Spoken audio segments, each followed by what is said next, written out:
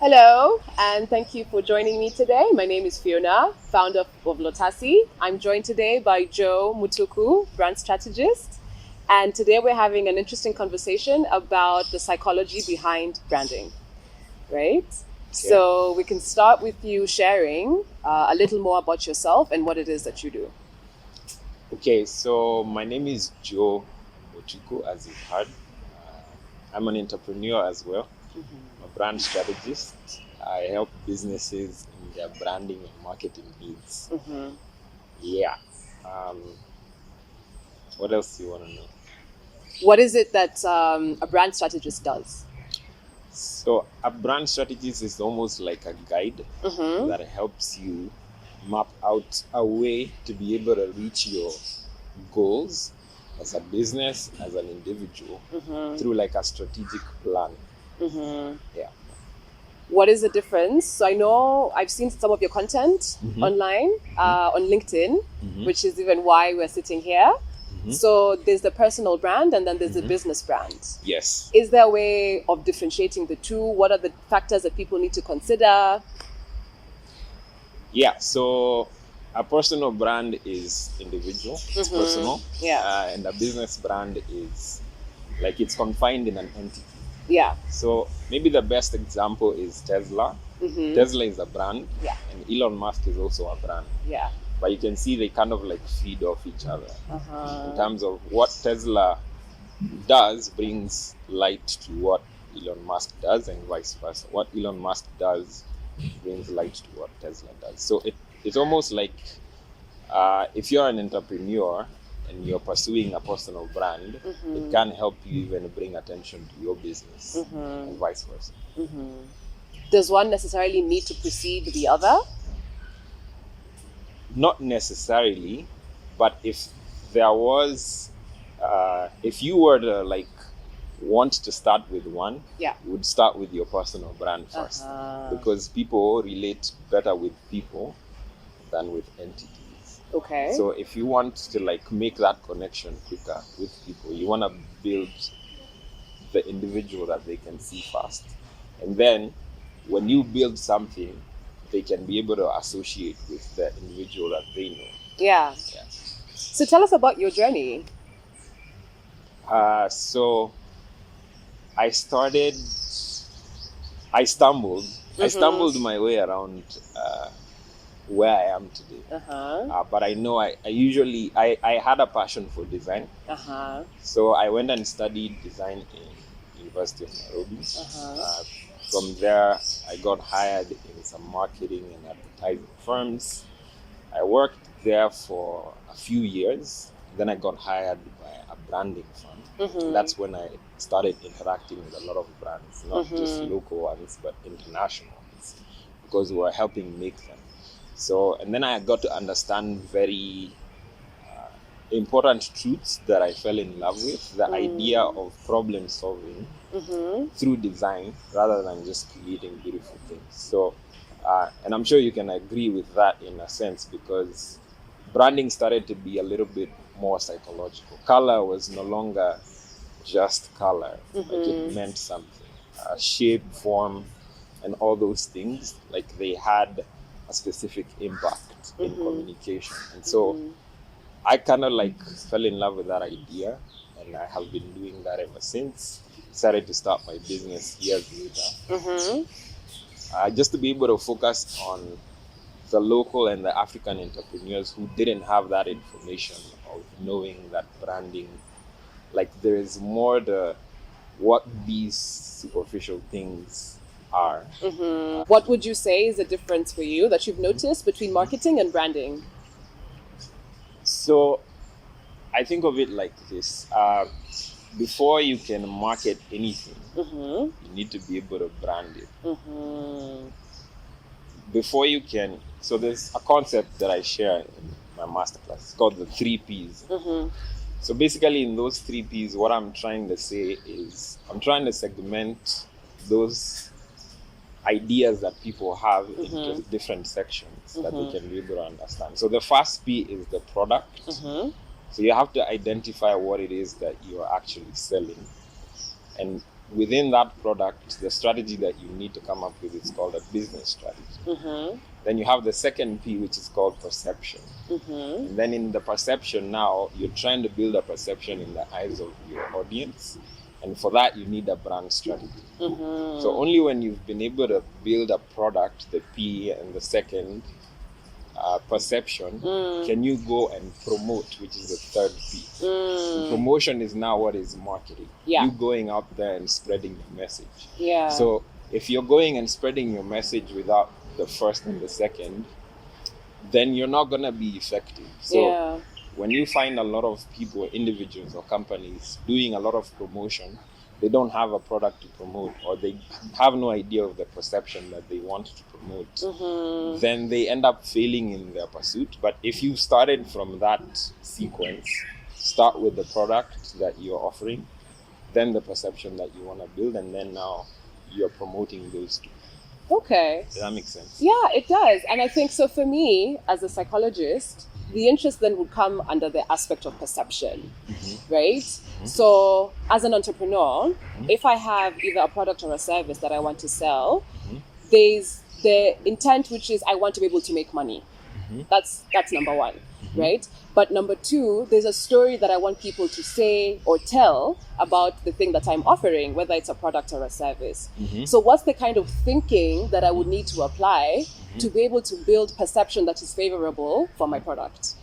Okay, you have to be very strategic in outlining 4 core things that I like to define for people. So the first thing you want to very clearly define is your purpose. Like, why are you doing it in the first place? Like, other than money, is there anything else that is propelling you to do that? Because people connect with why stories, purpose stories. So you want to identify what your purpose is, because that's gonna give you the blueprint of how you can be able to build the right perception. There's a story I like to tell, it's a fictional story, of a guy called Kwame. So Kwame, he lives in a farm, and one day when his dad was walking around, he got stung by bees, and he was hospitalized, and he almost died, and it was a very trying time for Kwame and his family. And he got to a point where he was like, you know what, this thing that has caused me the greatest grief, I'm gonna go to that farm, I'm gonna tame those bees to make honey for me. And now that's what he did, and he tamed those bees, and they started making honey, and that's how he's been able to sustain his family. That's how he's been able even to grow the community and hire people. So that's Kwame, and that's why he started the business. Through his honey business. Yes, that's why he started his honey business, and that's the story that he's telling. And then there's another person, let's call him James. James wants to make the best, the cheapest product and sell it at the cheapest way, and make the most money. That's purely his intention when he's going to the market to sell anything. So and now he's called his company Best Honey. So you have that packaging somewhere in the shelf or in an exhibition. When you have Kwame's honey, he's called it maybe Papa honey, and then it has a face of his dad there. They have it in an exhibition, and you're going there and you're listening to both of them talk about their products. You notice you might end up buying Kwame's honey, even though it's probably not the best one, but because you identify with the story that he's telling. So that's pretty much the why of the business and how you can use it to be able to get the right perception that you want. The second thing that you want is to be able to understand who you are as a person and your unique personality. Because not everybody is the same. We all are unique individuals, and you need to understand what it is that makes you unique and own it as you go to the market.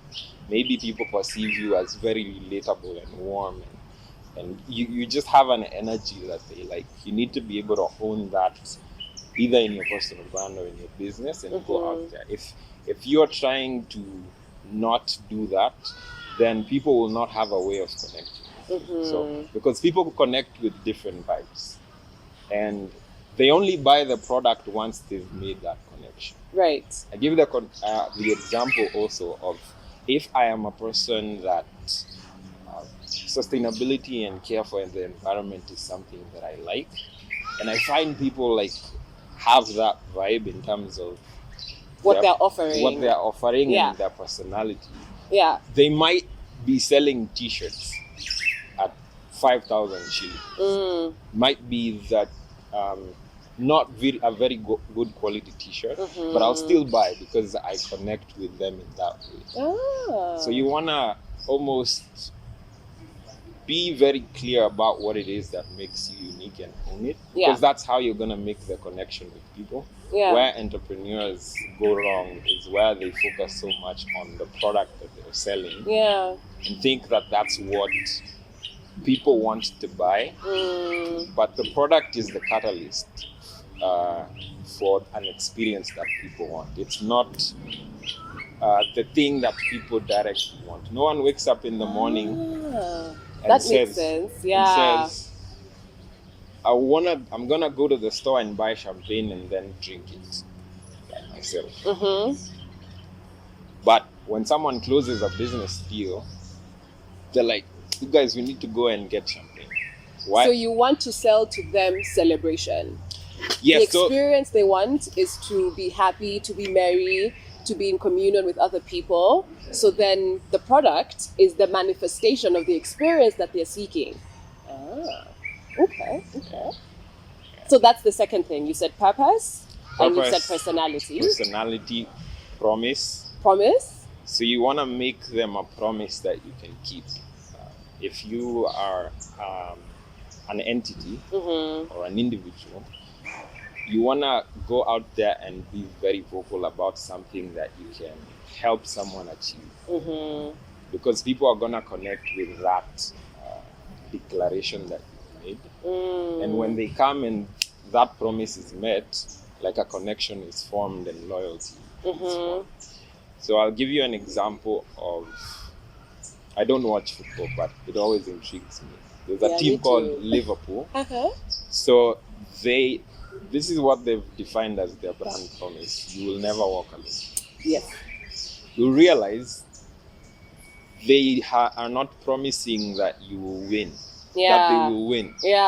They're not promising that they are going to be even the champion. They might not even play for the next 2 years, but they will still have fans, because the promise that they've made is a promise of community. Like, we're giving you a sense of belonging with being a part of us. That's the promise that we're making to you. So when people come to them, that promise is being fulfilled every time, and it's an easy promise for them to fulfill. But if they had gone out there and made a promise that they can't keep, let's say they said that we're always gonna win, or we're winners, and then they end up losing for the next 5 years, they're gonna lose fans. So the third one is the promise, and then the last one is your values and beliefs. So in that sense, what you wanna understand are your ideologies and things that drive you to do the things that you do, because people are going to relate with those things as they engage with you. If I am a person that, even let's take a value like cleanliness. So there are some products by default I'm not going to buy in places that I'm not going to go, because cleanliness is something that I perceive as a value, or simplicity, or minimalism. Minimalism also, If I go to a store, I could find the best product there, but since it doesn't align with those beliefs that I hold, I'm not gonna buy it. And the flip side as well, like if I can connect with you in a level where I feel like we have the same values and beliefs, and then you tell me, hey, but they come to my house, I have some t-shirts you might want to buy. Chances are I'm going to buy those t-shirts, even though I might not need them. But because there's that connection that has been made through values and beliefs, then the product almost becomes secondary. This is why branding resonates with me, because we're playing within the spheres of cognitive and emotions, right? Which is the same thing that psychology does. And one of the things that I'm working very hard to do, or even mental health practitioners, is to normalize counseling, therapy, and mental health care. Because what the field of psychology does is that it supports individuals in learning how to improve their emotions, learning how to improve their thinking, and learning how to improve the way that they behave, right? And so if, for example, as an entrepreneur, I want to start a business that is resonating with consumers, but is also providing me fulfillment, what are the things that I need to consider, right? You've talked about purpose, which is something that psychology helps very many people develop or become more aware of through increasing self-awareness. You've talked about values and beliefs, and so sitting here, I'm trying to think of, okay, say with my company, Lotasi, what I want for people is to be in a space where they can view therapy as something that they can support themselves with on a daily basis. So if I'm talking of branding Lotasi, right, my purpose is to support individuals on that journey. The values that I hold as an individual is that everyone wants to actualize, right? No matter what you're doing, whether you're a driver, a mother, a gardener, a cook, whatever it is that you're doing, a CEO, everyone is working towards actualization, right? And so how can then I be able to help people see that through my brand as the person that is running the business? Does that make sense? Okay. Yeah, so you can do it in two ways. So the first thing that I usually tell people about is just try the aspect of serving first. Yeah. Or like Gary V likes to call it jab, jab, jab, right hook. So meaning that you give. Yes. Before you ask to receive. Right. Before you ask to receive. So if that is what you're trying to do with your business, and even to do for others, with what, or to serve others with your business, you need to cultivate an attitude of being able to give to them first, whether it's information, whether it's education, whether it's empowerment, whether it's inspiration, just being able to get them to understand what it is that you do by being of value to them. Yes. And then once you've been able to do that enough times, then they can be able to make that connection with you because they feel indebted to you and what it is that you're doing. And to an extent, they learn about what you're doing and they can be able to apply it in their own lives. And it can even influence not only how they look at themselves as individuals, but even how they want to influence the companies that they work in or they work for, etc. So if we're speaking to someone that's looking to start a business and they haven't yet established what their purpose in life is, but they do know for sure that they want to be of service to people. And I come to you as Joe and I say to you, the company that I want is to help people grow food, for example, organically. It's not my life purpose, right? So when you're talking about purpose within brand or within branding, is it the life purpose that I hold for myself or is it the purpose of the entity that I'm starting? Sometimes as a founder or the owner of the business, it sieves into, your personal purpose sieves into your business purpose. So there are not two separate purposes that are disconnected. And if they are, then chances are high that you're not going to build something that is long-term or is gonna span when you're gone, generations. The reason why you find the boutique stores or shops, the ones that have existed for hundreds of years, existing, it's because the person that decided to start them, it wasn't for them to start the business. It's because they were starting it for their families or something that was core to what they believed they were here for. So it seeped into what they did.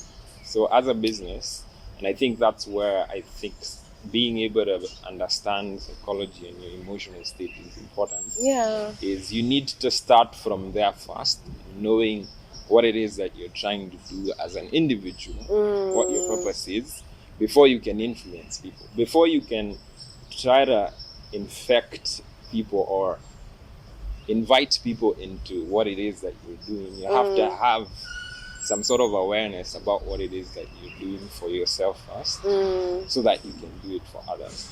Yeah. And then just a final question on, so we help people form an identity or an awareness of who they are first, and then help them navigate life thereafter. So in branding, what is that procedure like for someone who isn't very clear on what their values and beliefs are, but they know they want to build a brand that is going to last a sustainable amount of time? Yeah, I think you okay, I guess this is where you need people like me to help you out. But if you decide to like help yourself, you just try to be very intentional in investigating the kind of things that you do, and then ask yourself why you do them. Sometimes I had a client that runs an auto detailing shop, and I was trying to get him to understand that the reason why people detail their cars, it says something. It's because they are trying to say something about who they are. So if you investigate even that aspect of I detail my car, it says something about the things that you value as an individual. Because not everyone does that. There are people that can go for months without doing anything to their car, and they're perfectly fine and they're good. So you need to look at your life and what the things that you do every day. Do you call your mom? Do you always want to spend time with your family? Like, just try to investigate what are the things that you do, and then try to attach meaning or to identify what those things are in terms of values. So, do you value community? Do you value friendships? Do you value minimalism, cleanliness, or culture? Like, you need to identify those specific things, and then they'll help you be able to be effective in your mission. Okay.